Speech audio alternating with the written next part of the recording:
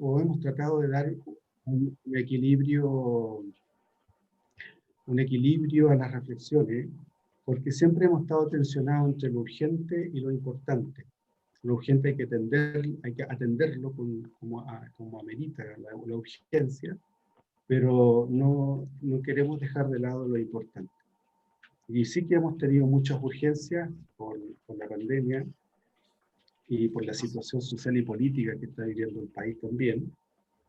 Y eso de alguna manera ha ido decantando, se ha ido acompañando a través de los espacios habituales, como son las mesas de trabajo que permanentemente se tienen desde el equipo de vínculo, o desde el equipo de pastoral, o desde el equipo de religión, con los distintos interlocutores que están en las escuelas e instituciones educativas.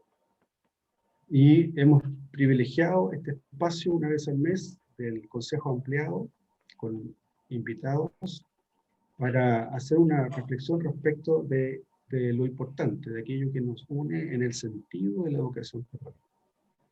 Y en esta oportunidad queremos hacer una reflexión sobre el modelo de escuela católica, en la medida que, o en la manera en cómo ésta se presenta para ayudar a los colegios a fortalecer la identidad católica, a fortalecer el proyecto educativo institucional. Y es en ese sentido que hemos invitado a dos grandes amigos, aliados, de alguna manera. Juan Cristóbal, nunca hemos estado en una reunión frente a frente, pero compartimos la misma misión en distintos terrenos, el terreno de la red ignaciana. Acá colaboramos desde el Arzobispado de Santiago, y con Beatriz Ábalo, desde el mundo de la sociedad civil, a través de Acción Colectiva por la Educación, a que nos pudieran hacer alguna reflexión que les suscita de esta propuesta que hemos llamado Modelo de Escuela Católica para fortalecer el proyecto educativo. ¿Y por qué es importante esto? Y aquí hay un pequeño contexto, porque cuando surge la idea de tener un modelo de escuela católica con el vicario anterior, Padre Tomás, y se respondía a la necesidad del momento, que también lúcidamente Monseñor Sarri advertía, y que ponía énfasis principalmente en la gestión. Luego, a mediados de la década recién pasada, en el cambio vicario también hubo una buena intuición del padre Andrés de revisar nuevamente qué estaba pasando en los colegios, cómo se recepcionaba esta propuesta.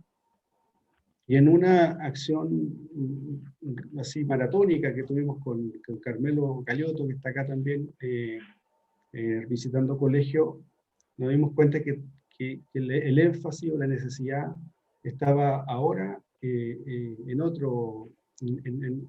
gran demanda de acompañamiento que tenía que ver el proyecto educativo institucional. Y era natural, porque ya veníamos vistiendo un cambio cultural importante, pero también un cambio normativo, con las consecuencias que implica la ley de inclusión, la gratuidad, el SAE, y cómo eso repercute en la mayor diversidad que cada año iban teniendo los colegios católicos, que mantienen una alta preferencia, según los estudios, de parte de la población. Y ahora estamos en un proceso constitucional. La semana pasada la Conferencia Episcopal publica unas reflexiones sobre puntos centrales que deberían ser considerados en la nueva Carta Magna, y se mantiene este tema, esta idea de valorar los proyectos educativos para honrar también la diversidad de la población, y que estos sean apoyados desde el Estado, y desde ahí el sentido público que tiene también la educación particular subvencionada.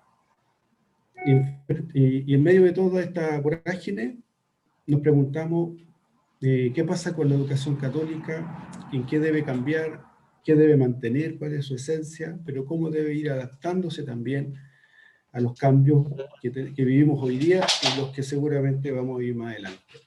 Y en esa línea es que este año publicamos esta quinta versión del modelo de escuela católica, y queremos darnos todo el 2021 para hacer una difusión que llegue a todas las escuelas, al menos a nivel de la reflexión. Y una actividad de difusión es este conversatorio. Así que, dicho eso, voy a dar paso a nuestros invitados, primero a Beatriz y después Juan Cristóbal, contándoles que Beatriz, bueno, algunos ya la conocen, Ya estuvo de alguna manera colaborando con nosotros hace un tiempo cuando escribió una presentación de un documento del padre Tomás sobre los docentes. Entre paréntesis, a partir de esa reflexión, de alguna manera fue dándose forma al plan maestro que derivó en un apoyo a la ley de carrera docente. Beatriz Ábalos, docente, investigadora del CIAE, doctora en educación, Premio Nacional de Educación, integrante activa de Acción Colectiva por la Educación, donde estamos también participando como vicaría, y Juan Cristóbal García Huidobro, delegado de Educación Escolar de la Compañía de Jesús y presidente de la Red Ignaciana de Educación Ignaciana. Beatriz, cada uno va a tener 20 minutos, primero Beatriz, después Juan Cristóbal, y después de esos 40 minutos de rica reflexión, vamos a dar la palabra para compartir ecos, reacciones, preguntas, y a eso más o menos de las 11:20, 11:25, antes de las 11:30 de terminar, algunos avisos generales que siempre nos viene bien cuando nos vemos una vez al mes.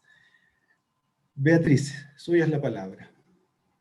Bueno, buenos días a todos, ya más o menos dije algo, pero agradecer esta oportunidad en realidad que me sorprendió, debo decir, porque tengo que hacer tantas cosas de repente como cotidianas, reuniones, y el tener la oportunidad de leer este libro sobre un modelo para la escuela católica fue como volver a tiempos antiguos míos, porque yo comencé mi vida, digamos, como profesora, al mismo tiempo casi como directora de un colegio católico, en una época en que todo era muy tradicional. Y yo venía saliendo de ser formada en una pedagogía más activa, más nueva. Entonces tuve que empezar a moverme por esos lados. Y me acuerdo que ahora que veo al padre Juan Cristóbal García Huidobro de la Compañía de Jesús, de haber trabajado muy cerca con el padre Cariola, que en realidad en esa época tratamos de transformar la FIDE, que era la Federación de Colegios Privados, que eran en esa no habían los particulares subvencionados, no existía el concepto, y queríamos transformar sobre todo la parte pedagógica. Y en ese tiempo nuestra lucha fue por lo que se llamaba la comunidad escolar, que era integrar a todos los actores de la escuela, de los colegios, los padres, los y las profesoras, los estudiantes, etc. Y fue un tiempo muy bonito, porque fue un tiempo de construcción y digamos, de tener la oportunidad de participar en este trabajo con un gran educador como era el padre Cariola. Bueno, me puse entonces a leer el documento y se lee, no es largo, pero es muy denso y por lo tanto requiere reflexión.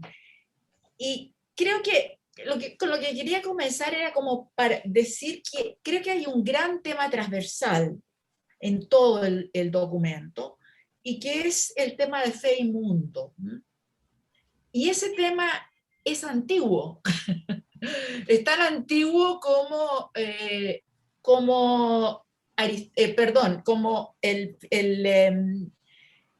el gran Santo Tomás de Aquino, que trató de traer junto, digamos, los principios cristianos con la antigua filosofía de Aristóteles en esa época, y de recrear desde ahí una visión cristiana que explicara las personas, que explicara el mundo, que explicara la sociedad, etc.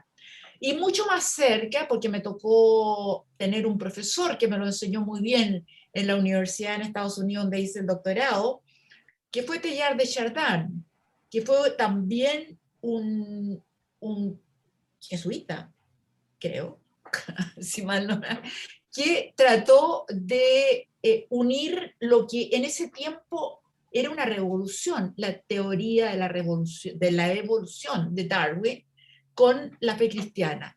Tarea complicada, porque como que iba en contra de algunas cosas que están dichas en el Antiguo Testamento sobre la creación. Entonces, creo que este documento es lo que está tratando de hacer de alguna manera, pero en el siglo XXI. Es decir, los temas son distintos. Y por lo tanto yo creo que el documento lo que está señalando, a mi juicio, es una tarea en construcción.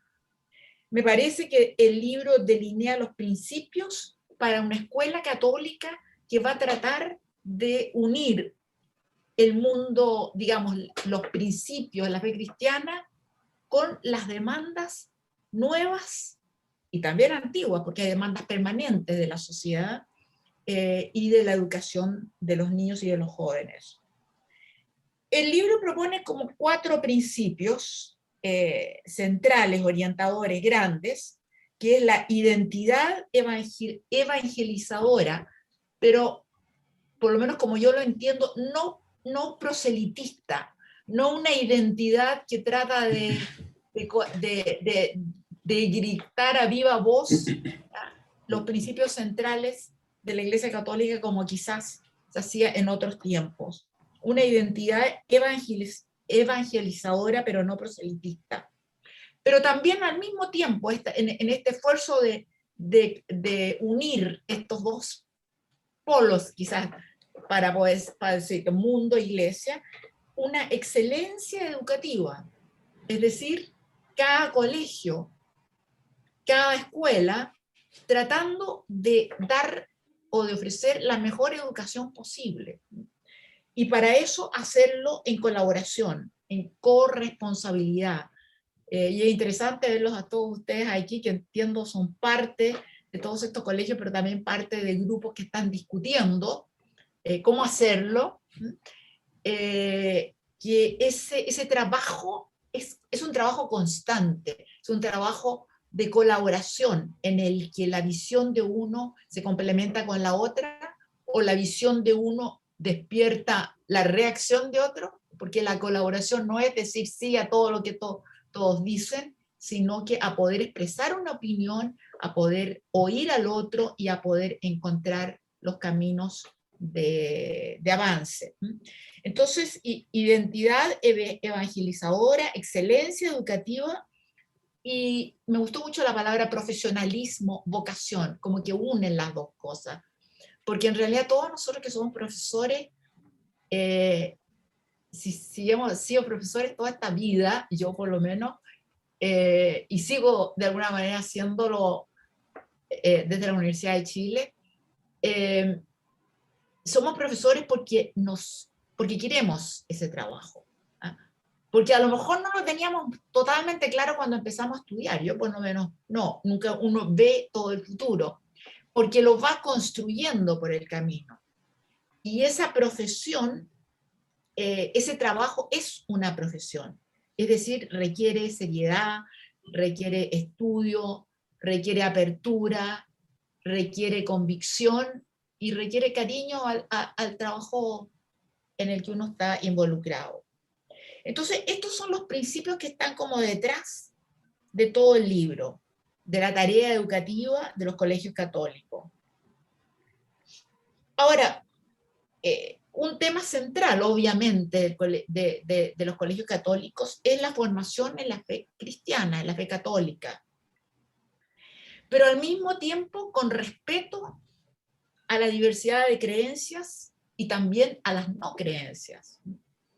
Ese respeto yo creo que siempre ha sido parte de la convicción cristiana y católica, pero no opera siempre en la práctica en esa forma. Yo leo mucho lo que ocurre en Estados Unidos, no, en este caso no es con los colegios católicos o no católicos, pero quiero decir, hay, por ejemplo, luchas entre las iglesias cristianas. Por ejemplo, encierro y no permitir que entre otros. Escuchamos recientemente una declaración de los obispos de Estados Unidos diciendo que no le van a dar la comunión a los políticos que votan en pro del aborto, y eso, o que tienen, no, ni siquiera eso, que tienen opiniones a favor del aborto, o que no paran esas opiniones.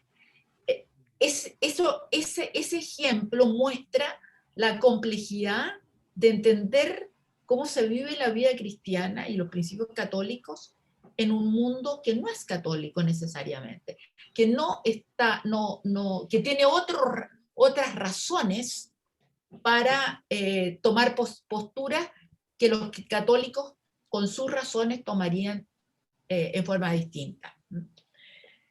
Entonces, formación en la fe cristiana mediante, yo diría, respeto a la diversidad de creencias y también a quienes no creen. Eso no sé si está dicho tan explícitamente en el documento, pero yo lo leí digamos, al leerlo en su conjunto. Es un supuesto. Eso requiere búsqueda de puntos de encuentro. Y entiendo que los colegios de ustedes no solo tienen estudiantes católicos, y por lo tanto es tremendamente importante eso, porque ¿qué quieren con esos estudiantes no católicos? Quieren mostrarles sin tratar de convencerlos lo que puede aportar la fe católica. Pero eso inserto en un trabajo pedagógico y de educación de excelencia. Me gustó también el tema del uso de la libertad, formación para el uso de la libertad.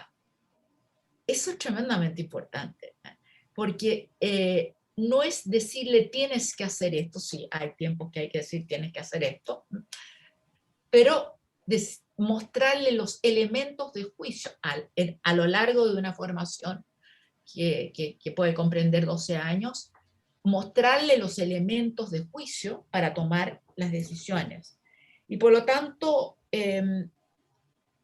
y citan ahí en eso al Papa Benedicto XVI, una formación integral, una formación completa, y también al Papa Francisco, que habla de, me encantó esa cita, intelecto, afecto y manos. Intelecto, afecto y manos.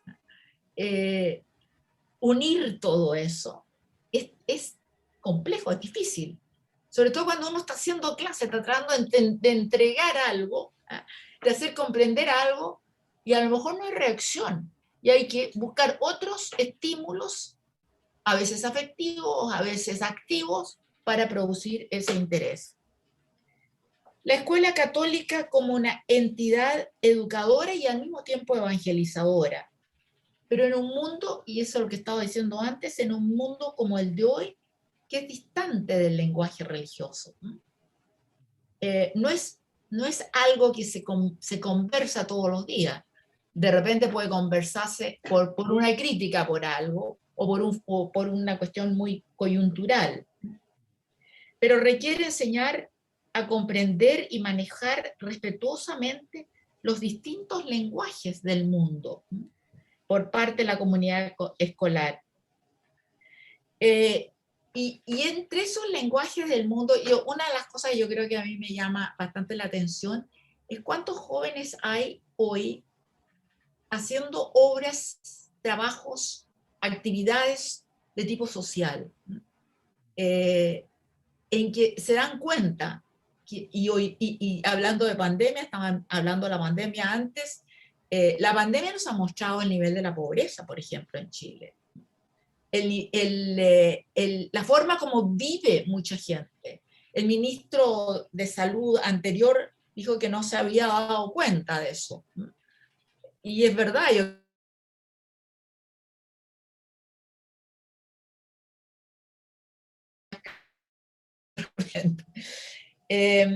y yo creo que ese sentido social tiene que estar en las escuelas católicas.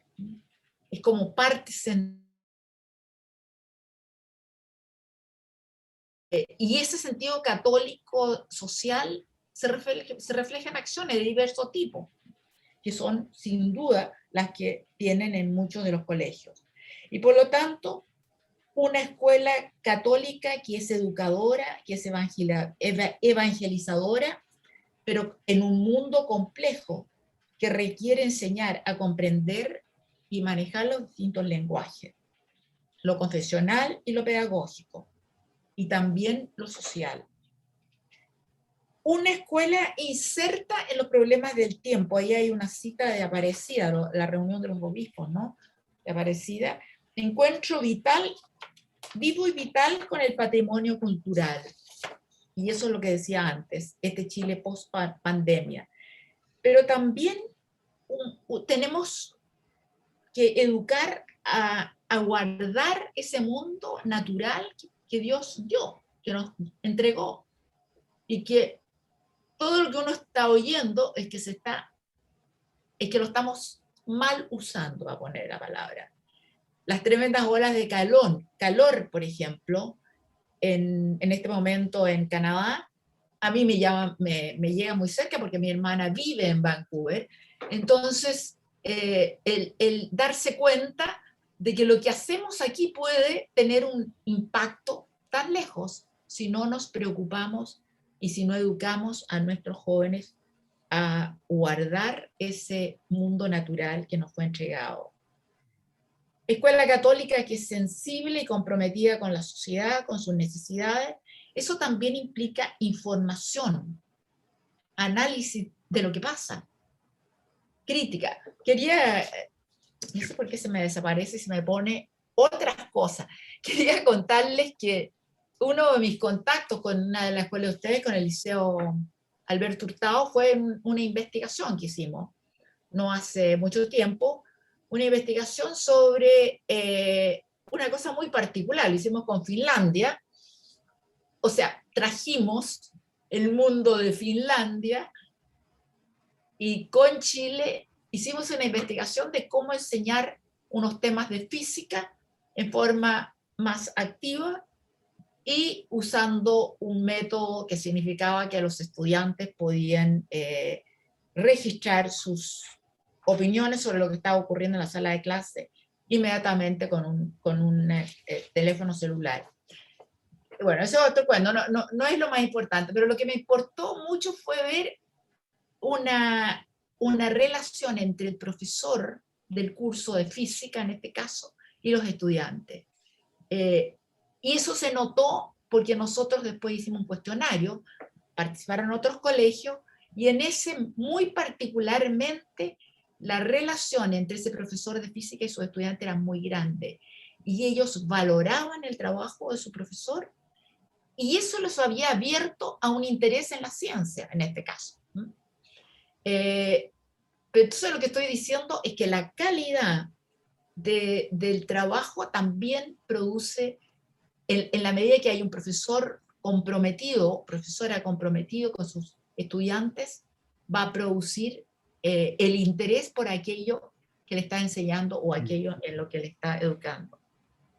Hay tensiones en la sociedad hoy día, tensiones que derivan de quizás temas recientemente advertidos, como los temas de género, de sexualidad, como toda la complejidad de la cultura juvenil, una cultura juvenil o de jóvenes que de repente nos parecen que actúan mal, que actúan de forma violenta, qué sé yo, y la violencia en los círculos en que muchos de estos jóvenes que están en las escuelas se manejan, tiene que también tomarlo, asumirlo, trabajarlo y ir recreando quizás o conduciendo esa fuerza que lleva quizás a una violencia no deseada para que sea una violencia de otro tipo, ¿no? Para que sea una lucha por causas que valen la pena o un compromiso con trabajos. Cultura juvenil que hay que reconocer, que hay que estudiar, pero que yo creo que está marcada también y fuertemente por la generosidad y por la valoración de la justicia social. La escuela como comunidad, que fue lo que les dije que habíamos luchado en aquella época con el padre Cariola, la escuela comunidad en que los padres, las familias, los docentes, los asistentes trabajan juntos, buscan sus caminos. Yo soy parte de un consejo que maneja ahora los servicios locales de educación, y ahí hay representantes de los asistentes, de los profesores, de los directivos, etcétera. Y ya hay mucha distancia, por ejemplo, entre los asistentes de la educación y los docentes, y luchan por su lugar, luchan por ser reconocidos. Bueno, en la comunidad escolar eso no debiese ser así, debiese ser que cada uno y cada una tiene un lugar y una posibilidad de contribuir al todo. Y eso incluye obviamente a los padres y a los propios estudiantes. La escuela excelente y el futuro. Yo creo que eso significa revisión constante de las formas pedagógicas, entendiendo que hay nuevas formas de vivir la fe y que hay nuevas habilidades en el siglo XXI que también se tienen que desarrollar. Conocimiento profundo, reflexión crítica, acción. El Papa Francisco, lo citan ustedes, hablando, que me gustó mucho, parece que lo dijo en Chile, la unión de intelectos, afectos y manos o cabeza, corazón y acción. Intelecto, afecto y manos, cabeza, corazón y acción. Eso es re difícil, pero importante.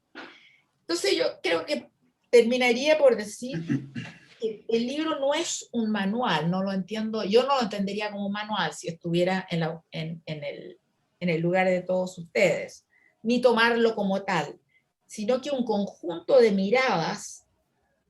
Y cuando digo manual, a veces la palabra manual se entiende de otra manera, pero lo que quiero decir es un manual que en cierta medida obliga.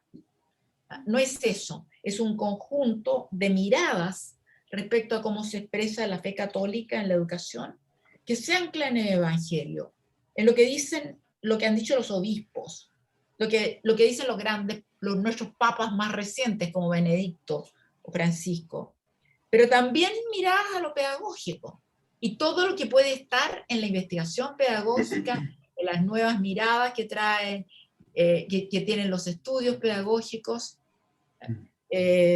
no solo como prácticas, entonces, no solo como enseñar a cómo hacerlo, sino principios y prácticas juntos que se reconstruyen constantemente y que se reconstruyen junto con los principios cristianos. Yo creo que los principios cristianos grandes que impactan en la educación son la solidaridad, el encuentro con las personas, la valoración de cada uno de forma individual. Por eso la inclusión social, la inclusión de la diversidad, que la diversidad de distintos tipos, y cada vez más estamos viendo distintas formas, tiene que ser central en estos tipos de colegios. Entonces yo creo que el libro no propone un modelo estático, sino que una construcción dinámica por parte de la comunidad y todo el conjunto. Y lo último que quiero decir, que creo que es una tarea nada de fácil, es una tarea bien difícil, pero hay que hacerla. Muchas gracias. Muchas gracias, Beatrice, por tu palabra, el ejercicio de interpretar también desde tu lugar de trabajo esta propuesta que hacemos para fortalecer el proyecto educativo católico llamado Modelo de Escuela Católica. Le damos la palabra entonces a Juan Cristóbal, también 20 minutos, para que nos aporte su reflexión. Ya, pues. Oye, Marcelo, yo te voy a pedir eso sí, compartir pantalla, necesito permiso. Sí, Marcela. No, tienes permiso, tienen todos permiso. ¿Puedes compartir? Tienes que poner compartir pantalla. No, sí sé, pero no está, me dice que el hospedador no nos ha dado permiso. Dame un segundo.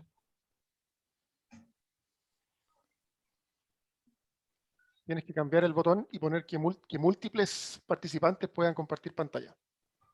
¿Ahí? Ahí sí. Ok. Ahí se alcanza a ver. Sí. Yo preparé unas 15 laminitas. Bueno. Oye, pero voy a dejar de compartir primero porque quisiera partir un poquito también agradeciendo. Me gustó tu frase, Marcelo, de los grandes aliados. De verdad que me siento así. Aprovecho también de agradecer como la historia, ¿no? Porque mi primera relación con la vicaría como jesuita fue con Tomás Chertz, que me hizo clases de antropología en la Universidad Alberto Hurtado. Entonces, a propósito de que él me hizo clases, nos hicimos un poco amigos, digamos, y después entre que uno iba a tomar café y a la vicaría. Y después, bueno, él se trajo a Cristian Infante, con el cual yo tenía harta relación por el Colegio San Luis Beltrán en Pudahuel, y a Rolf Hitchfeld, que me imagino que ustedes varios lo deben conocer ahí, pero me tocó casarlo. Entonces, de hecho, yo los presenté con Cristian Infante, después nos reíamos de que le hice de headhunter para vicaría. Y me da gusto ver varios rostros conocidos, porque también creo que hablan de las distintas facetas. O sea, veo ahí a la Sandra, veo a la Tita, con quienes nos relacionamos por el lado de ser sostenedores, digamos. A mí como jesuita me toca estar un poco en ese rol. También veo a Carmelo y a Guillermo Marini, que tiene apagada la pantalla, pero con ellos nos relacionamos por el lado más de la investigación. Yo también acabo de terminar hace no mucho un doctorado en educación y he publicado hartas cosas en educación católica y por ahí hemos tenido. Y curiosamente, pienso que a la Beatriz la conozco más por la misa.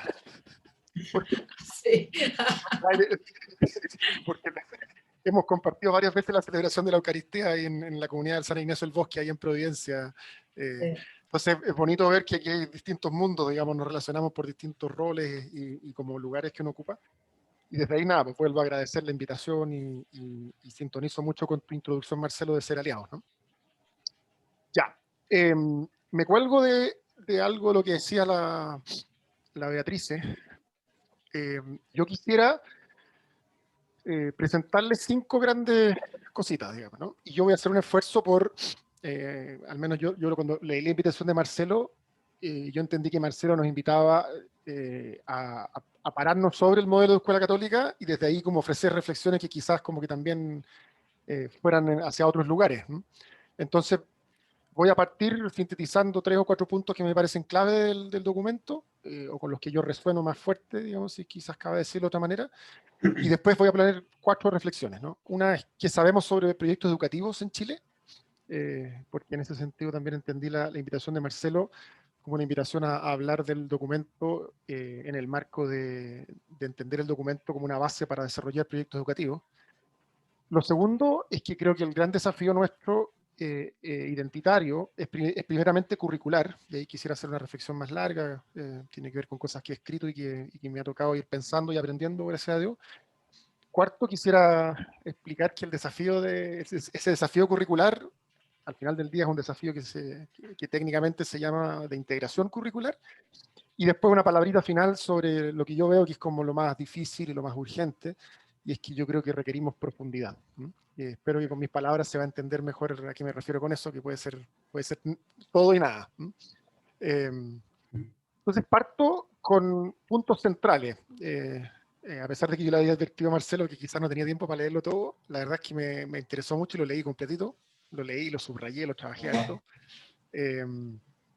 Quisiera destacar 4 cosas que comparto profundamente. La primera es una premisa que está bien clara, digamos, a lo largo de todo el documento, pero se dice con harta fuerza en la introducción, y es que entre los cambios culturales que vivimos, y eso, bueno, con eso estoy incluyendo muchas cosas, la identidad es algo cada vez más clave. Yo comparto que hay un eje así muy, muy fuerte que cruza este tiempo y que yo creo que va a ser crucial para el tiempo que viene. Marcelo pone por contexto la ley de inclusión, el SAE. Yo creo que en la medida que avancemos hacia un sistema educativo más equitativo y más igualitario, efectivamente todo lo que está asociado al estatus de los colegios, que yo creo que hoy día es un factor muy grande por el cual las familias eligen colegios para sus hijos, aunque no lo digan, ¿no? Pero finalmente lo que están eligiendo es un colegio que dentro del barrio, dentro de la población, lo que hace es darle a mi hijo un poco más de estatus, o sea, la posibilidad de acceder a mejores oportunidades de futuro, pero también de codearse con amigos y amigas que en el fondo que lo van a salvar o cuidar de ciertas cosas, en fin. Creo que en la medida en que Chile avance hacia un sistema más equitativo, la identidad del proyecto efectivamente va a ser más clave. Entonces yo ahí noto como un supuesto del documento que comparto profundamente. Lo segundo es el lugar que ocupa el PI en relación a este tema, digamos, este desafío de la identidad, y el PI debiera ser un documento. Tercero, a pesar de que el documento apunta hacia varias direcciones, y a propósito de los principios, las características, los ejes estructurales, aparecen un montón de cosas, creo que hay núcleos donde el problema identitario de la escuela católica se concentra, y ahí yo destacaría 3 que aparecen en el documento, algunos con más fuerza en algunas partes y algunos más transversalmente. La cultura de la escuela, con todo lo que eso implica, ritos, símbolos, discursos, en fin, la pastoral, como un área del colegio que tiene un rol súper fundamental para la identidad, tanto en lo que le toca en sí misma como en lo que le toca así más transversalmente. Y después el gran desafío, diría yo, de comprender lo académico desde una perspectiva identitaria católica, ¿no? Como un gran desafío, y bueno, de esto voy a hablar más largamente en lo que viene, ¿no? Y después destacaría como algo más nuevo, al menos yo en Chile no lo había escuchado, en Estados Unidos y en Inglaterra me tocó leer harto de esto cuando estudiaba, pero en Chile lo he escuchado menos, entonces quisiera destacarlo también porque me parece que es una intuición que puede ser muy productiva. Esto que se propone en la segunda parte de lo católico como camino confesional y como camino educativo.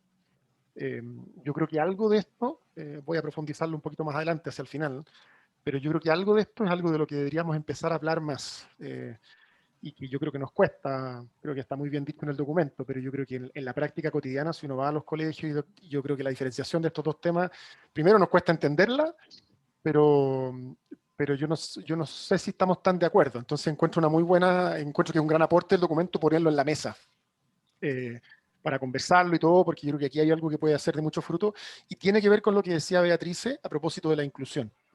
Ya voy a decir más, pero con esto simplemente quiero decir que del documento, así, si yo tuviera que así amarrarlo todo en 3 minutos, yo diría aquí es donde yo encuentro más fruto, ideas que me parecen más jugosas, que comparto, y por las cuales felicito, digamos, a todos los autores. Me imagino que ahí, al menos uno leía en la introducción que Marcelo y Carmelo han tenido harto lugar en la pluma, pero me imagino que como todos estos documentos tienen que haber pasado por 1000 manos antes, entonces ahí felicito harto a los que hayan discutido, elaborado, puesto ideas, y en fin.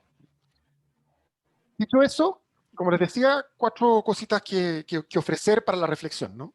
La primera, a propósito de esta intuición, digamos, de que el PI es clave para un colegio, y que el documento de modelo Escuela Católica quisiera como impulsar PI, es que sabemos, así, y por qué sabemos me refiero aquí a lo que nos dice la investigación sobre los PI. La verdad es que sabemos poco. Entonces, y quisiera poner en la mesa lo que al menos nos dice la investigación chilena, porque creo que nos ayuda en la conversación. Lo primero es que investigación sobre PI, sobre proyectos educativos, es muy reciente, es muy poca. Los proyectos educativos tienen su historia, como decía la Beatrice, en la política pública desde hace un buen rato que el proyecto educativo ocupa un lugar central en la escuela y todo, pero investigación sobre qué pasa con esos documentos, cómo esos documentos le dan vida a la escuela, es reciente, desde los últimos 10 años. La primera investigación importante la hizo una consultora que se llama Galerna para el Ministerio de Educación en el 2012. Estudiaron 761 PI, que es el 8% de los PI de Chile, digamos, y encontraron, por supuesto, es un informe bien grande y todo, 2 grandes cosas que yo creo que ayudan, ¿no? La primera es que muy pocos de los PI que ellos analizaron se referían al contexto de su colegio para definir los objetivos del colegio. Es decir, como casi todos los PI, ¿no? Casi todos los PI tenían una gran introducción de contexto. El colegio, la escuela está ubicado en el barrio no sé cuánto, tiene tantos años, nació y se ha ido desarrollando así, así, así. Y después venía un capítulo sobre los sellos y los principios, sin ninguna relación al capítulo del contexto. O sea que en el fondo no podría haber agarrado el capítulo de los sellos y los principios y lo podría haber pegado en un colegio con un contexto completamente distinto y habría funcionado.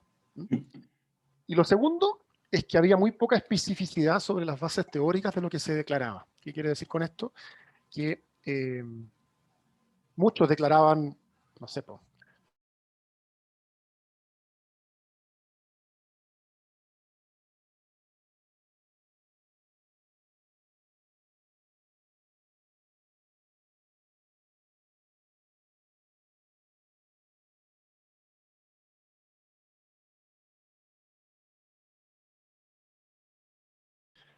lo cual hacía que en el fondo muchas de esas ideas queden como bonitos lugares comunes, pero que aportan re poco a la hora de distinguir prácticas cotidianas. 2 años después, investigadores de la Universidad de Diego Portales, Villalobos y Salazar hicieron un estudio mucho más cototo, digamos, más grande, y ellos estudiaron todos los PI que están en la página web mime.mineduc. Entonces es una proporción ya bastante más grande que el 8% de los PI de Chile. Lo hicieron con una metodología de análisis textual. Y encontraron algo que es bastante, quizás como de sentido común. Cuando yo lo diga ahora, ustedes van a decir todos como sí, po, que la gran mayoría de los países de Chile se orientan a la excelencia académica y la formación integral de la persona. Es decir, y la cifra, ya no me acuerdo el número exacto, pero era algo así como que el 93% de los proyectos educativos de Chile declara que el colegio se centra en la formación integral de la persona. Eso básicamente quiere decir que lo nuestro es la formación integral de la persona no dice nada. Huevo. Lo relevante, y eso sí está en el texto, es qué entendemos nosotros por formación de la integral de la persona versus otras comprensiones de la formación integral de la persona, digamos, ¿no? Y ahí el texto habla algo de la antropología católica y de una visión católica de la persona. De hecho, se habla como de 4 dimensiones en algún momento. Pero creo que es importante como captar este escenario, porque yo creo que a veces damos por hecho que decir lo nuestro es formación integral de la persona, como si eso fuera un factor súper diferenciador, cuando en la práctica no lo es. Bueno, en base a eso, el 2015, el Ministerio de Educación saca un texto bien importante sobre los proyectos educativos, y mírense la frasecita que dice en la introducción.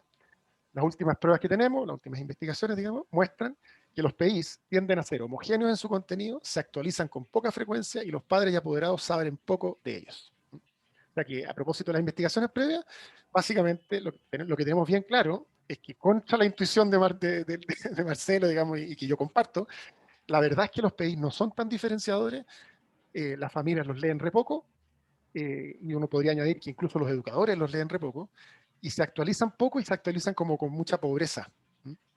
Entonces, a pesar de los relatos idealizados, que si uno le pregunta a cualquier director de escuela, ellos están a decir, no, si nuestro PI y todos lo idealizan como el gran proyecto maestro, la realidad de la investigación lo que nos muestra es que son documentos bastante estandarizados, o sea que son con harta facilidad. Yo podría ir al liceo no sé dónde y más o menos enunciar, sin haber leído el PI, las 3 o 4 características principales de ese PI.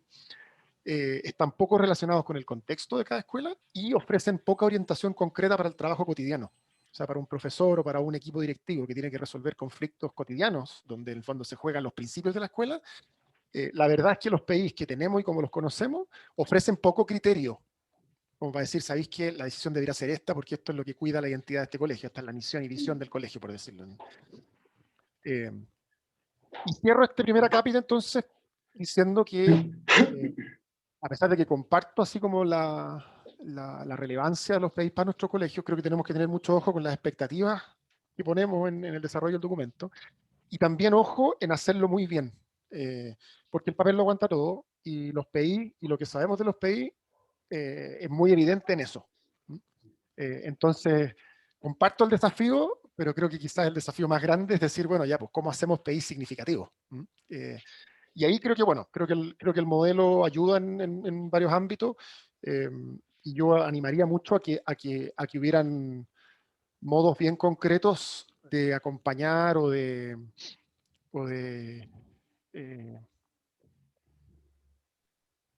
eh, ay, ¿cuál es la palabra de Vygotsky? De andamiar, digamos, de ponerle andamiaje a la elaboración del proyecto educativo en base al modelo de escuela católica. Porque la tendencia que tenemos en el mundo católico a la fraseología es tremenda. Entonces ponemos frases al frente, así como colegio evangelizador, y con eso en el fondo es como una gran lápida, digamos, que se supone que le da identidad al documento y a la vida de nuestras escuelas. Y yo creo que eso progresivamente, como lo vamos rascando con las uñas, no sé si nos ayuda tanto. Entonces creo que el trabajo siguiente, digamos, ¿no? Que es el trabajo de construcción de proyectos educativos en base al modelo, ahí es donde yo veo el desafío más como cómo se operacionaliza, ¿no? Y cómo asegurar que esa traducción, esa traducción al documento más como concreto y específico en la escuela sea potente, sea significativa, apele al contexto, esté bien surcido con la vida de esa comunidad, en fin. Ya. Paso desde ahí a una segunda reflexión que yo veo esbozada en el trabajo del modelo. De hecho, está, ya no me acuerdo en qué sección, yo creo que está al final del capítulo primero, o de la primera parte, en fin. Y es que yo creo que el desafío identitario es eminentemente curricular. O sea, como que al final del día no sé si se juega tanto en la pedagogía o en otro tipo de cosas, cuanto en el currículum. Es decir, y ahí pongo entre paréntesis como, que es lo que yo entiendo por lo curricular, el acuerdo acerca de qué enseñar y la estructuración de las trayectorias educativas en función de ese aprendizaje. Y ahí entran...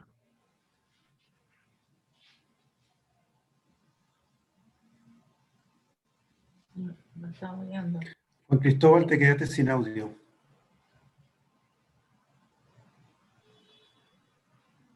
Juan Cristóbal, no te oímos.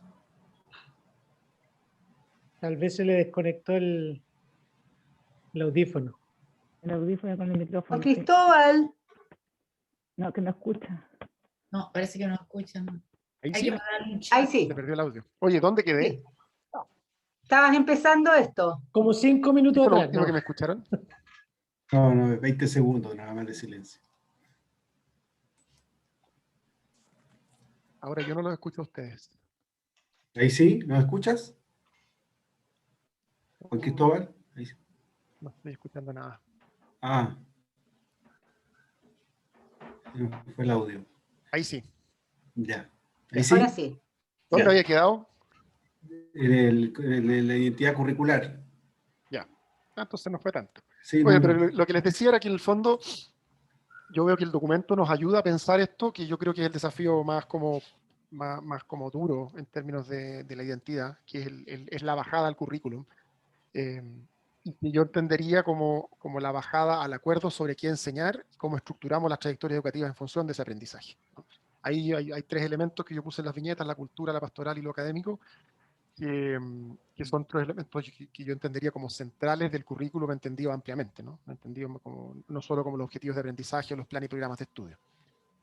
Ahora, solo como para sacarle un poquito de punta a esta afirmación, cuando uno mira el ámbito del currículum, y voy a hacer lo mismo que hice con lo del proyecto educativo, a nivel más grande, las últimas investigaciones lo que nos muestran es que de facto, de hecho, digamos, más allá de nuestras declaraciones de buena intención y de lo que quisiéramos, la evidencia más fuerte lo que nos muestra es que a nivel curricular lo que observamos desde hace un buen rato ya, pero cada vez con más fuerza, es una creciente homogeneización. Es decir, que cada vez más los currículum de los países y de los colegios se parecen unos a otros. Hay investigaciones que muestran que los currículums de los distintos países del mundo ya no se diferencian más que en el 5% de los contenidos y las horas de... ya, yo no podría pensar eso entonces yendo a los colegios y las escuelas. Y que esta homogeneización tiene tres grandes características. Una es un foco cada vez más cognitivo, entonces dimensiones de la persona como la dimensión estética, la dimensión ética, en fin, son cada vez ocupan cada vez menos espacio en nuestras ofertas curriculares y en nuestra preocupación por la construcción curricular. Lo segundo es que a nivel, dentro de lo cognitivo, a nivel como de los modos de pensar, uno podría pensar que las personas pensamos de muchas maneras. Pensamos científicamente cuando lo que queremos hacer es como analizar evidencia. Pensamos más creativamente cuando lo que queremos hacer es pensar ideas nuevas, en fin. El énfasis está siendo cada vez más fuerte en el pensar científico, es decir, en preparar chiquillos y chiquillas que sean capaces de analizar datos, de corroborar la verdad o falsedad de afirmaciones en base a la evidencia, en fin. Y por último, una tendencia bien fuerte a propósito de la homogenización y que yo creo que tiene mucho que ver con nuestra identidad católica, digamos, o que le pega el tema, tiene que ver con que cada vez más la homogeneización apunta hacia visiones universales, pero que están súper centradas en el individuo. Entonces, la aproximación a los derechos humanos es un muy buen ejemplo de eso. Son visiones universales, donde en el fondo estamos tratando de mirar algo que va más allá de Chile o de...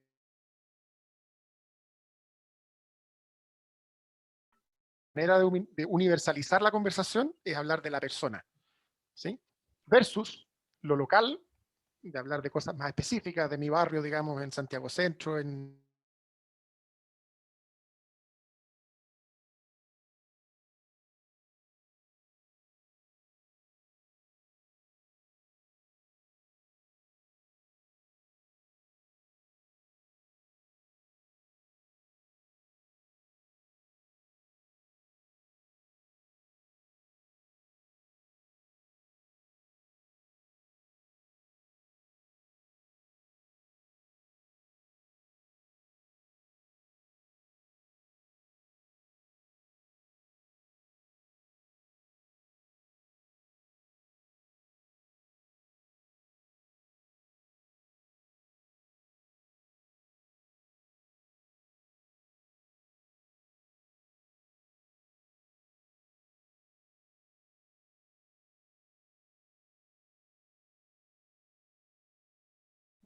a la irrupción de las ciencias, digamos, ¿no? Ejemplo a propósito de Teilhard de Chardin y la creación. Y eso hizo que en la construcción de la escuela contemporánea, como la conocemos hoy día, con sus materias y todo, la iglesia quedara como relativamente marginada. Y ya hacia fines del siglo XIX y comienzos del siglo XX se había cocinado a nivel de sistemas educativos, algo que para nosotros es súper obvio hoy día, pero que es problemático, y es que lo católico se empieza a reducir a dos cosas, a la pastoral y a la clase de religión. Y todo lo demás podría ser perfectamente secular. Y para la mentalidad del mundo da un poco lo mismo. Y entonces pasa que los profesores de religión y los pastoralistas, que a veces son los mismos, otras veces no, terminan siendo como los guardianes de la identidad del colegio. Porque el resto del colegio pareciera ser un colegio secular, donde la identidad podría ser perfectamente la misma que la del liceo público de la esquina. Y entonces la gran diferenciación de nuestro proyecto tendría que ver con la pastoral y la clase de religión. El problema que ve Davis ahí, a la raíz de eso, es que los colegios católicos, producto de la historia y también del sistema educativo, habrían perdido su principio de integración curricular, es decir, aquello que le da unidad a toda la experiencia escolar, aquello que hace que yo estudiante, un chiquillo de 15 años que está en primero medio, paso de mi clase de matemáticas, voy a consejo de curso, después sigo a educación física y experimento que todo eso tiene unidad de sentido, de vivencia, ¿no? Está unido por un ethos, por eso es algo que en el fondo la educación católica habría lentamente, por dificultades para elaborar y para dialogar, digamos, con la cultura más contemporánea, habría perdido. Y entonces la gran solución habría sido esto de como arrinconarse en la pastoral y en la clase de religión. Entonces desde ahí, y esto yo lo veo como relativamente elaborado en el documento, yo tiendo a pensar que el gran desafío es recuperar ese principio de integración y por lo tanto el desafío de la integración curricular. Y con esto paso al cuarto tema, y es que yo creo que deberíamos estudiar más a un tipo que se llama Basil Bernstein. Él es judío, él fue el maestro de Christian Cox, digamos, que estuvo a cargo de la UCE un buen tiempo, con él hizo su estudio. Y este tipo es el fundador de un área que se llama la sociología del currículum. Y su gran preocupación cuando estudia la sociología, cuando inventa la sociología del currículum, es que él ve dos tipos de currículum en los sistemas educativos del mundo. Él ve que según la relación interna de los contenidos, hay currículums que son integrados, donde hay un principio de integración muy claro, es decir, que yo como estudiante o yo como docente, experimento que al pasar de estas clases una a las otras, hay coherencia. Eso está unido por una filosofía que es explícita, que se nota. Y por otro lado, hay currículum que él llama de colección, o currículum fragmentado, en que no es tan claro lo que une esas cosas. Yo puedo pasar de matemáticas a educación física y después me junto con los amigos en el recreo, me voy para la casa y la verdad es que se experimenta como que hubiera pasado por un conjunto de cosas aisladas. Por eso pongo esa foto del supermercado. Lo que dice Basil Bernstein es que en esos colegios, donde está ese currículum, que entre paréntesis dice él, es la gran mayoría hoy día. O sea, eso es lo que predomina en el sistema educativo porque es lo que es lo que promueve la cultura moderna. Habría de todas maneras un principio. Lo que pasa es que no es explícito, es implícito. Y ese gran principio es la especialización y la autonomía. Es decir, es la creación de personas que se van preparando para vivir como concentradas en un estanco en la vida, ¿no? Puesto en términos de nuestra preocupación católica, porque cada uno de estos currículums produce un tipo de persona, socializa de una determinada manera. Esto es lo que diría Bernstein, creo yo, está a la base de cosas como católicos, digamos, que pueden ser muy piadosos en su vida interior, chiquillos que terminan diciéndote, no, si yo rezo todos los días en la noche, pero en su vida cotidiana, éticamente, no hay ninguna correlación con su, con su experiencia como religiosa individual, ¿no? Bueno, tiene que ver con esta formación de fragmentos, de estancos separados en la propia vida. Entonces yo puedo ser un hijo, un papá, un trabajador, un estudiante, y comportarme de distinta manera porque no hay integración, ¿no? Lo que dice Bernstein es que por razones morales, él, como dije, él es judío, no es católico, entonces él no está preocupado por la identidad católica de un colegio, pero yo creo que el problema es análogo para otras tradiciones. Urge diseñar integraciones curriculares, porque la formación de personas coherentes, consistentes, y por lo tanto con una visión de mundo así como que les nutre la vida, pasa por una experiencia escolar donde hay integración curricular. El gran problema que introduce ahí Bernstein, no sé si problema, pero en el fondo como él nos desafía, es que esa integración curricular en cierto sentido, es como a contrapelo de la especialización y la autonomía, que son como las grandes afirmaciones modernas.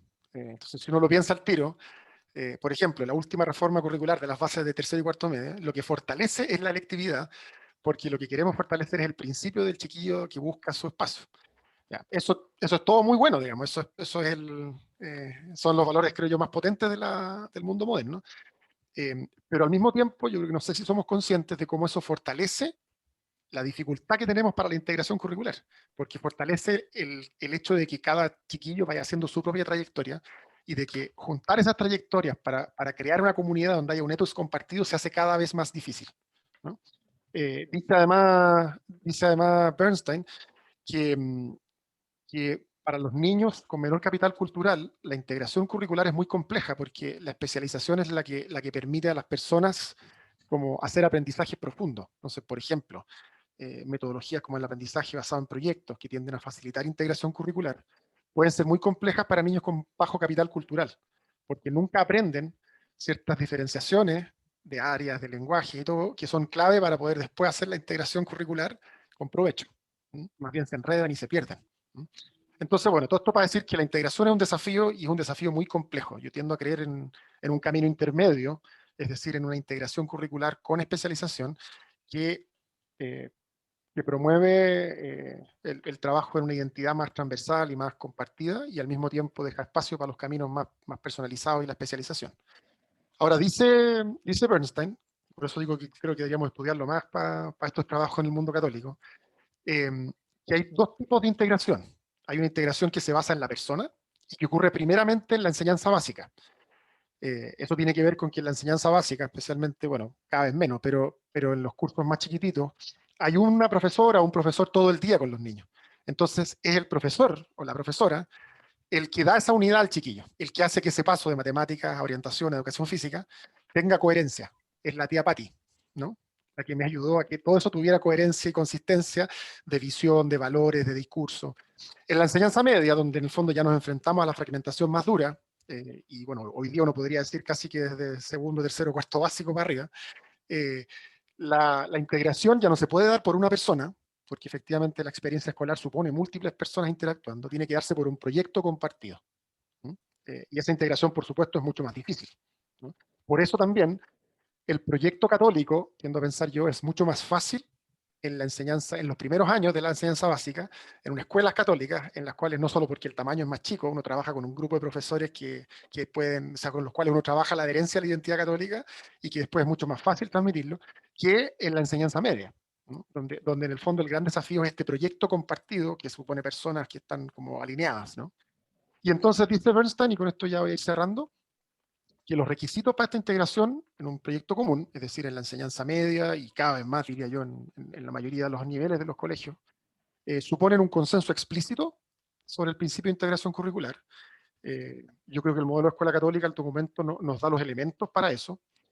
Suponen bajar al nivel epistemológico de ese consenso. Esto es una palabra que puede ser como enredada, pero el nivel epistemológico lo que quiere decir es bajar a cómo ese discurso toca la manera en que se aprende y cómo se aprende, y el qué aprendemos. Entonces, y aquí es donde yo me pregunto si hacemos suficiente trabajo, porque yo no sé si un profesor de matemáticas sabe qué hacer con frases como el colegio es evangelizador a la hora de enseñar matemáticas.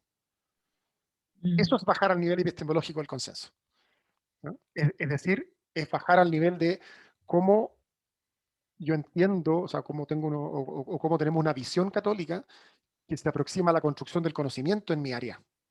Y por último, dice Bernstein que es muy clave entonces socializar a los nuevos educadores en el principio de integración. O sea, que cuando alguien llega a una escuela nueva, tiene que cachar ese consenso. Y ese consenso, por supuesto, tiene que estar en el PI, pero es un consenso que es vivo. El documento mismo, así como el texto solo, no. Y por eso quiero terminar diciendo lo que les planteé al principio, que creo que se va a entender mejor después de la vuelta que estoy dando. Y es que, para mí, así como la gran síntesis, ¿no?, es que requerimos profundidad. Porque en el fondo esta pasada de grandes declaraciones católicas, de grandes frases, de sacar como citas de algunas cosas del Papa que son estimulantes, tiene que pasar a las aulas. Y esa pasada a las aulas pasa por una experiencia católica muy profunda, que yo creo que nos cuesta cada vez más promover, pasa por lo que decía antes, por reflexiones de nivel epistemológico, de qué significa enseñar ciencias católicamente. Y yo creo que son difíciles de hacer y que hacemos poco. Y entonces pasa por un trabajo muy fuerte con los educadores que nos cuesta. Y entonces pongo ahí dos viñetas y con esto sí cierro. Una, a mí me da susto que la urgencia de la sobrevivencia identitaria nos come. Llamo sobrevivencia identitaria, aquí yo estoy seguro que varios van a entenderme rápido, y es que tenemos tantos colegios y tenemos tal necesidad de formadores católicos que no tenemos, que al final del día, en vez de preocuparnos de formar a la gente para esos lugares, el otro día yo conversaba con la Macarena Rubio, digamos, que nos acompaña aquí en esta charla, que en el fondo nos faltan pastoralistas para los colegios, y la mayor parte del tiempo se nos va en buscar gente para llenar esos cupos. Y yo creo que esta es una dinámica que nos tiene atrapados, esa es la que llamo sobrevivencia identitaria, y yo me pregunto cuándo va a llegar el momento en que tal vez tengamos que tener menos colegios católicos en los que podamos asegurar reflexiones más profundas para cuidar ciertos núcleos, digamos, en que podamos ofrecer lo nuestro, y que no seamos simplemente como sostenedores de muchos colegios, pero con cuerpos cada vez más grandes de docentes donde no sé si podemos asegurar la adhesión identitaria, que es cada vez más difícil por la cultura, ¿no? Y lo último es que yo hallo, como lo dije al principio, que la intuición esta de los dos caminos es muy potente. Hay un inglés o escocés, ya no me acuerdo, pero bueno, es del Reino Unido, que se llama Sean Whittle, que es a quien yo le he visto lo más interesante en esta línea. Él sacó un libro hace poquito, como hace 4 años, su tesis doctoral, que se llama Una teoría de la educación católica, y él hizo el siguiente esfuerzo, que me lo acordé rápido cuando leí.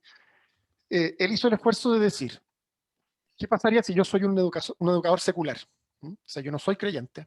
No, y con generosidad trato de mirar el mundo educativo católico no porque soy creyente, sino por su valor, por el peso específico que tiene esa tradición educativa. Igual como podría mirar la tradición Waldorf o Montessori. No porque yo soy creyente de un set de valores, sino como tomarle el peso a esa tradición educativa. Y trató de elaborar una teoría sobre qué es lo que tendría que aportar la educación católica a la conversación educativa amplia. ¿No?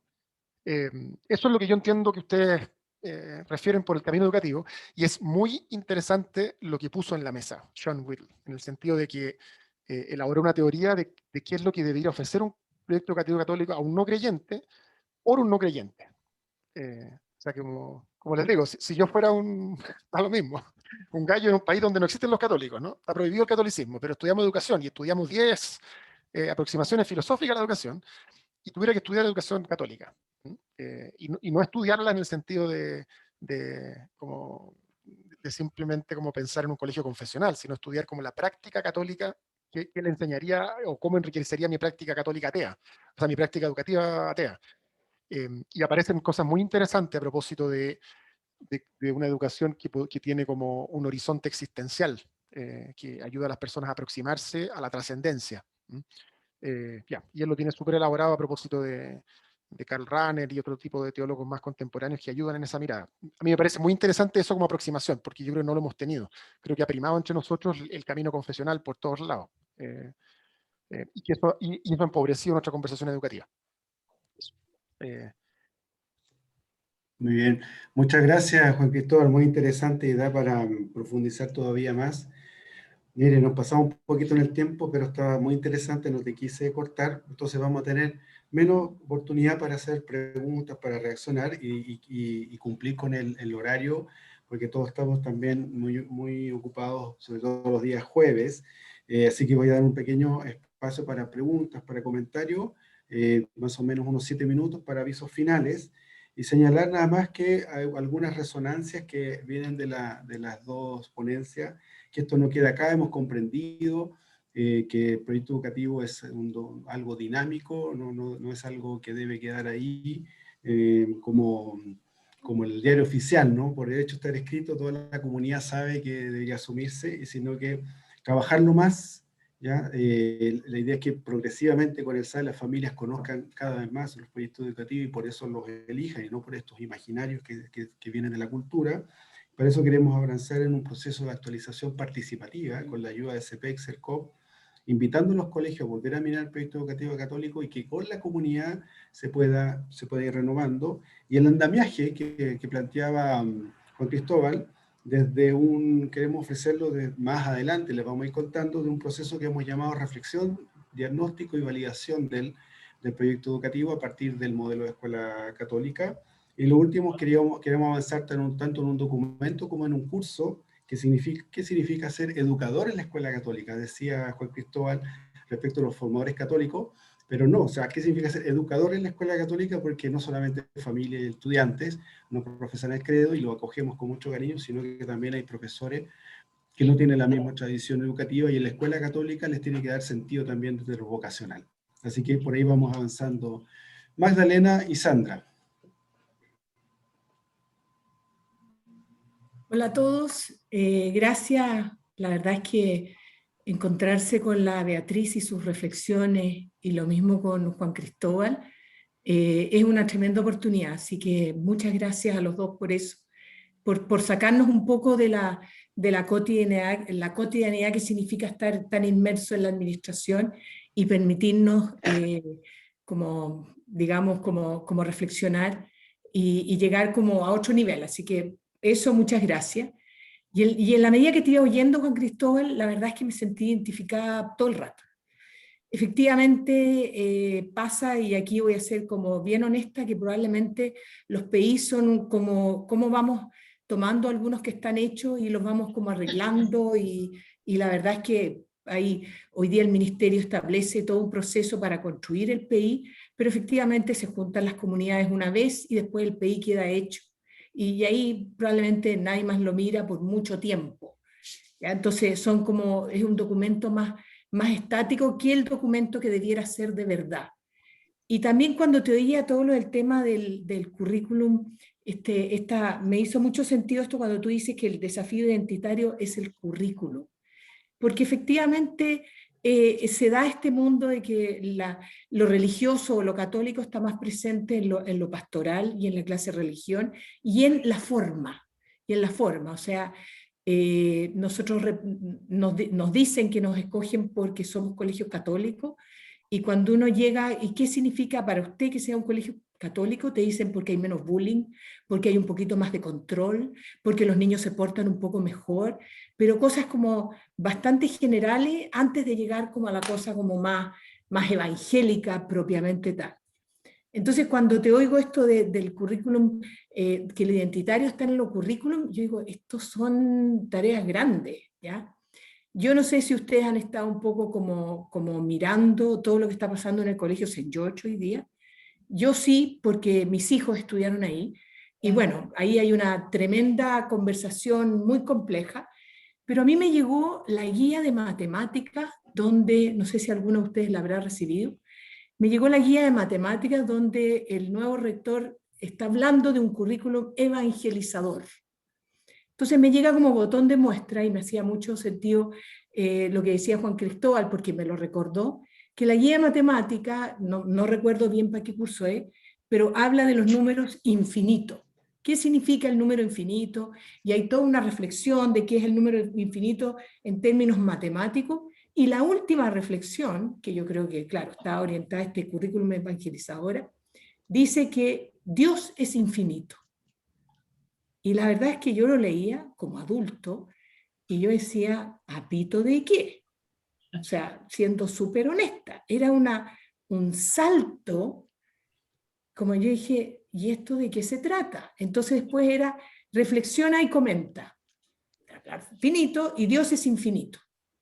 Entonces yo decía, ¿eso es currículum evangélico? Perdón, evangelizador, evangelizador, eso es.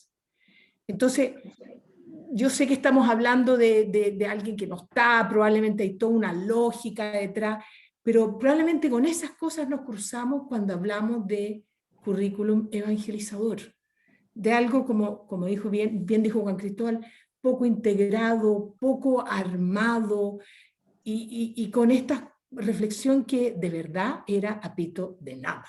Entonces yo creo que era una guía más de enseñanza media, con un cabro adolescente que no sé, que gane sacudir la guía y que esa pregunta se caiga, porque ¿qué tiene que ver esto?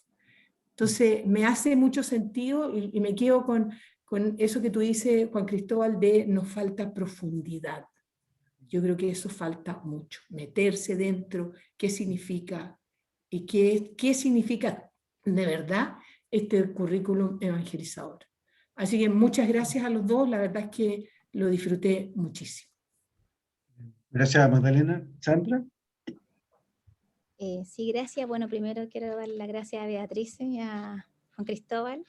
Beatriz, al escucharte fue súper intenso para mí, además en lo personal, luego de haber estado con Viola Soto tantos años, me hizo recordar tiempos muy poderosos, así que no, fue genial escucharte y recordar también una mirada del mundo que bueno, con la maestra, digamos, desarrollé, no sé, yo creo que fue, y Basil Bernstein, y ahí me mataste, Juan Cristóbal, Basil Bernstein, con todo, porque también la señora Viola era ella asidua de Basil Bernstein, y me quedé además con el tema de los códigos restringidos, los códigos elaborados, que hiciste una pasada nomás, pero creo que ahí también hay que trabajarlo, y bueno, me quedé con varios temas, pues cómo el currículum dialoga con la práctica y con la cultura, y claro, ahí hay un autor bien interesante que es Jimeno Sacristán, que, bueno, Juan Cristóbal lo debe conocer, cómo el currículum, ¿cierto?, se reflexiona en la práctica, y una mirada ahí súper interesante,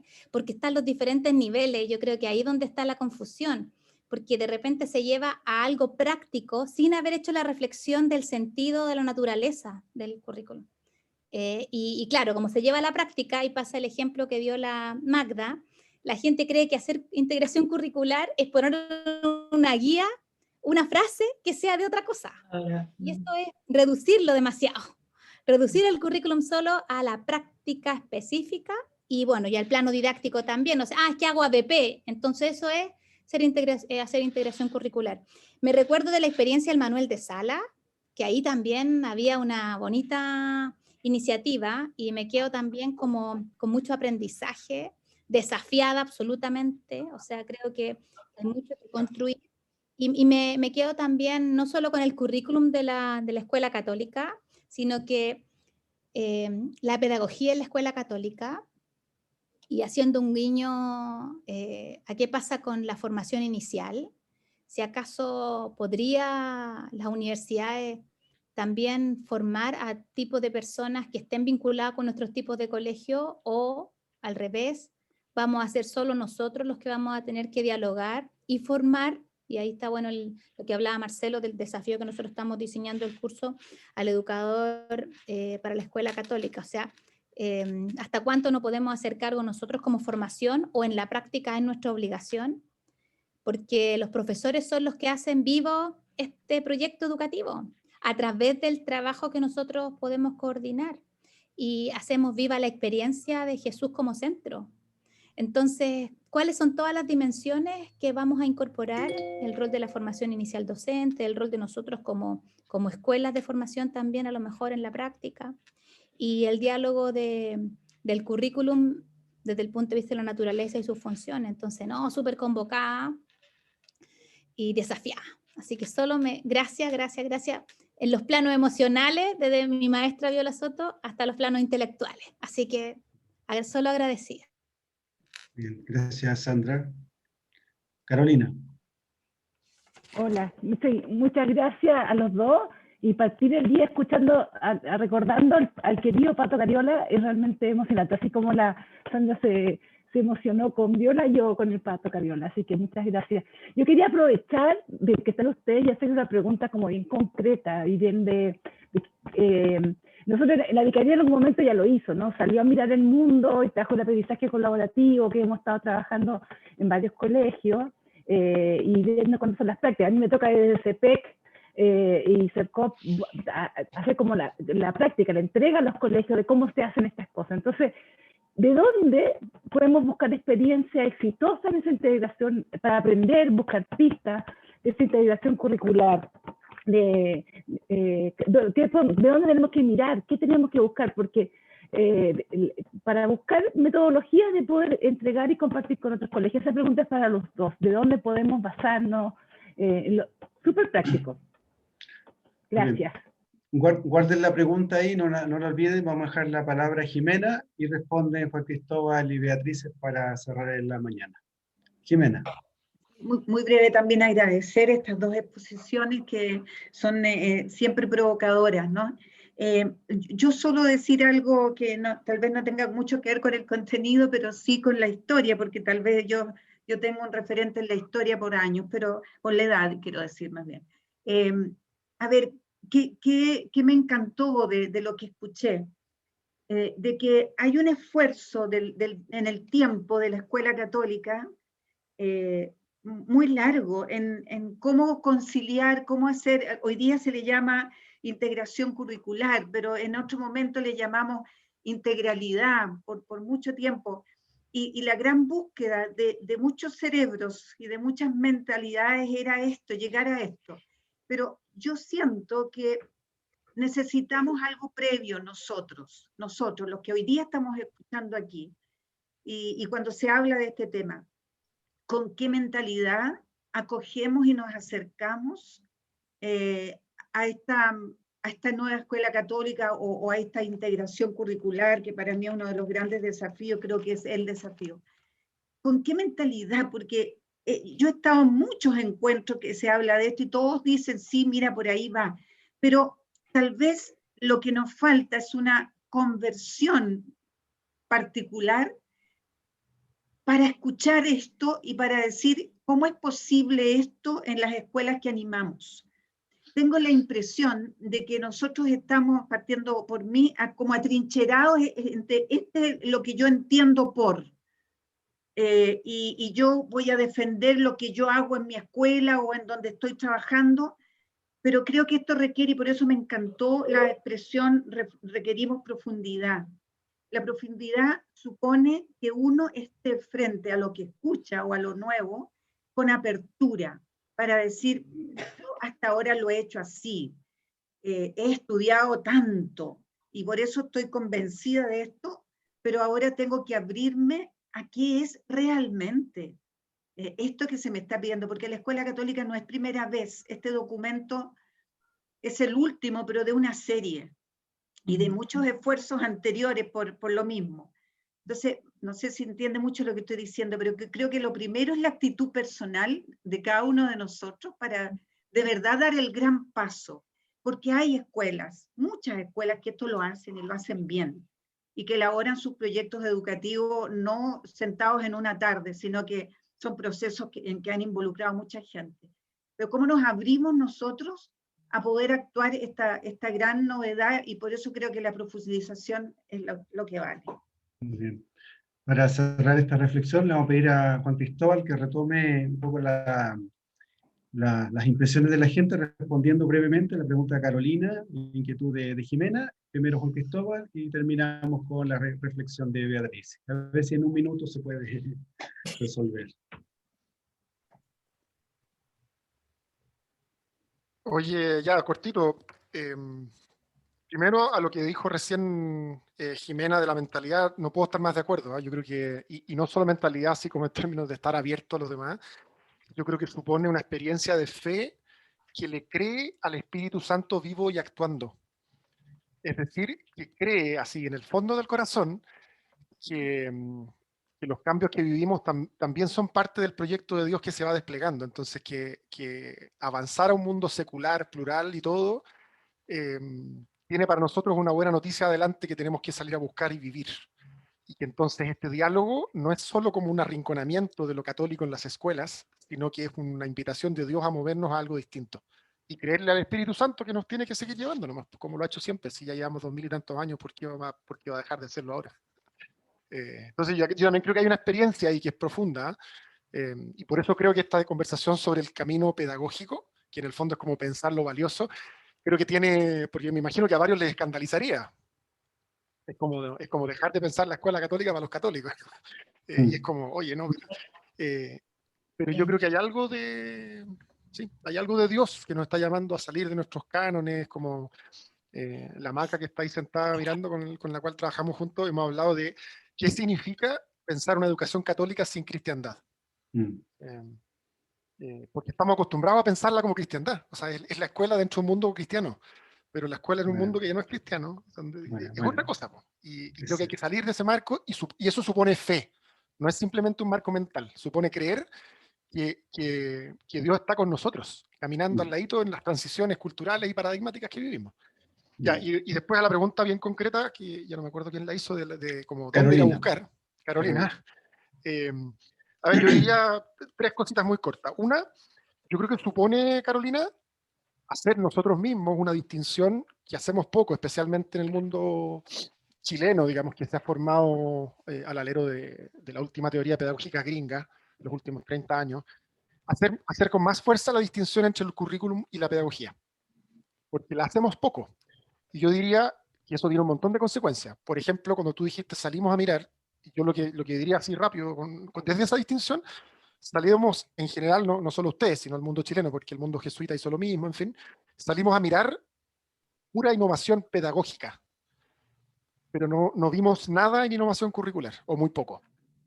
Lo más cercano tiene que ver con los cambios en el currículum que introduce el ABP como metodología nueva.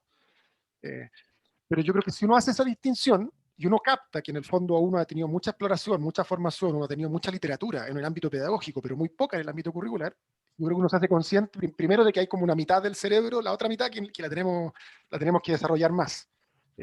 Y eso yo creo que tiene un montón de correlatos. O sea, si uno piensa en la formación docente hoy día, en gran medida la formación docente es formación en metodologías pedagógicas. Hay mucha menos formación para el músculo curricular, es decir, para profesores que sean capaces de desarrollar el qué, enseñar, cómo eso se discute, en fin. Ya, creo que esa distinción nos puede ayudar a salir a buscar. Creo que hay otras tradiciones que tienen mucho más desarrollado ese músculo, la tradición, por ejemplo, alemana y de los países nórdicos. Solo para que tengan un antecedente, un profesor que se gradúa en Alemania, la defensa cuando el profesor termina el 4º año no es de la tesis propia, sino que toman las bases curriculares y te sientan con un panel de expertos y te hacen discutir las bases curriculares. Entonces te dicen, vamos a quinto básico en ciencia. O sea, que tú como profesor tienes que ser un experto en el panorama que tienes que enseñar. Ya, eso permite una discusión de un nivel que en Chile no tenemos. Porque en Chile lo que hacemos es darle a los profesores herramientas didácticas, pero el contenido es algo que como dijo Guido en el chat, en la cabeza nuestra está como algo definido por el ministerio. Es como una caja que nosotros no tocamos. Cuando en principio tenemos hartas posibilidades de tocarla, la verdad. Y nuestro currículum es bastante flexible si es que le quisiéramos meter mano. Ya, y yendo en concreto con esto cierro a las experiencias, se me ocurren 2. Yo no sé si ustedes saben, pero en Canadá, específicamente en el estado de Ontario, que no es el estado donde está el familiar de la Beatriz, 1/3 de los colegios son católicos públicos, son pagados por el Estado. Entonces ellos llevan un buen rato lidiando con este problema o con este desafío que vivimos nosotros. Son colegios que están obligados a educar con el financiamiento del Estado. Entonces en el fondo se parece harto a lo que vamos viviendo nosotros en el mundo de los colegios subvencionados. Y para enfrentar el tema identitario, ellos se propusieron que todos los profesores tengan algún grado de formación teológica. Entonces tienen 3 cursos de formación teológica que son de un semestre entero. Entonces tú como profesor tenés que hacer un semestre entero de curso en la tarde, una vez a la semana. Y para ser profesor y llegar al 3er año, porque tenía un contrato inicial de 2 años que ya te da plazo fijo, pero para llegar al 3er año tenés que haber hecho el nivel 1, o sea, como para quedar de profesor de planta. Para pasar a un mando medio, que es de departamento, en fin, tenés que haber hecho el nivel 2. Y para pasar a directivo tenés que haber hecho el nivel 3. ¿Qué hace eso? Que todo el cuerpo de profesores en colegios católicos tiene algún poco de formación teológica. Yo creo que esto es imprescindible para algo de esta síntesis de razón que se dice en el texto, algo así, y para cualquier tipo de diálogo curricular, porque sin esa formación teológica es como que el profesor no tuviera de qué agarrar la conversación. Y lo otro que yo miraría con más cuidado, y creo que en el mundo católico deberíamos hacerlo, es el bachillerato internacional. Yo no sé si algunos lo han escuchado, pero el bachillerato internacional es un currículum internacional. En nuestros países tiene fama de ser como para colegios cuicos, porque son puros colegios internacionales y todo, pero hay países en que lo han transformado en un currículum público. En Ecuador, yo sé que hay algunas partes en Estados Unidos, en Chicago, en que el sistema público lo está adoptando. El bachillerato internacional reclama como parte de su identidad, cáchense lo que voy a decir, que ellos están haciendo lo que los jesuitas dejaron de hacer en los 60-70, que es producir un currículum integrado católico, o sea, no católico, sino un currículum integrador, y ellos, en la línea esta del camino educativo que mencionaba recién, versus el camino confesional, el gran ethos, digamos, desde el cual han querido construir el currículum ellos, es un ethos como de la paz mundial. el bachillerato internacional nace de ministros de educación europeos después de la Segunda Guerra, que quieren construir en el fondo un ethos europeo como más transnacional y como de ciudadanía global, ¿no? El programa del bachillerato internacional yo creo que es muy interesante como para extraer principios de qué es lo que deberíamos hacer curricularmente nosotros. Perfecto. Ahí dos ideas. Bien. Gracias, Juan Cristóbal. Gracias por mantenerse todavía. Perdón, que nos pasamos un poco. Pero Beatrice, tus reacciones finales a las preguntas, a las reacciones del gente. Voy a mezclar el currículum porque creo que ha sido muy interesante centrar la discusión en el currículum, porque obviamente el currículum es el corazón del trabajo escolar. El currículum no es solo la enseñanza misma de lo que te dice el ministerio que tienes que enseñar, sino que la transformación de un contenido en algo vivo en cada uno de los estudiantes.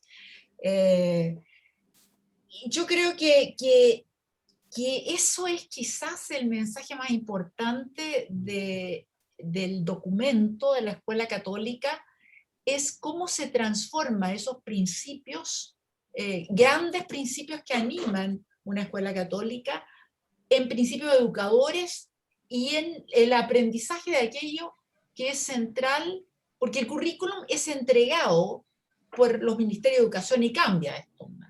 Sabemos los cambios, y cambia depende de lo que le importa a uno o lo que no le importa a otro muchas veces.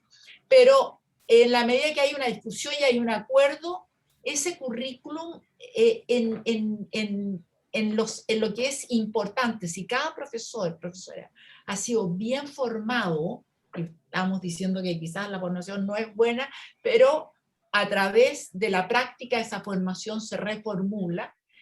Y yo diría que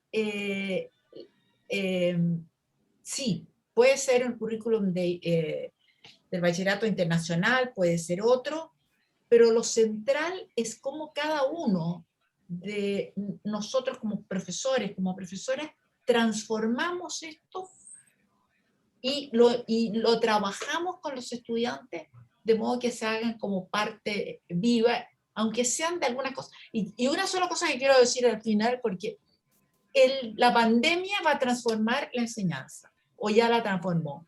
Ustedes tienen, supongo, algunos de ustedes están trabajando con alumnos de la distancia. Y nosotros hemos hecho una investigación, 2 ya, con preguntas sobre qué está pasando. Han tenido que repensar aquello que estaba escrito y que había que enseñar. Y esa forma de repensar es quizás la tarea central de siempre, cuando estamos frente a estudiantes en un colegio católico, en un no colegio católico, pero de acuerdo a la orientación que queremos darle a la educación en esos lugares. Eso es lo que yo diría por ejemplo. Muchas gracias. Muchas gracias, Beatriz, muchas gracias, Juan Cristóbal. Nos quedamos con muchas ideas.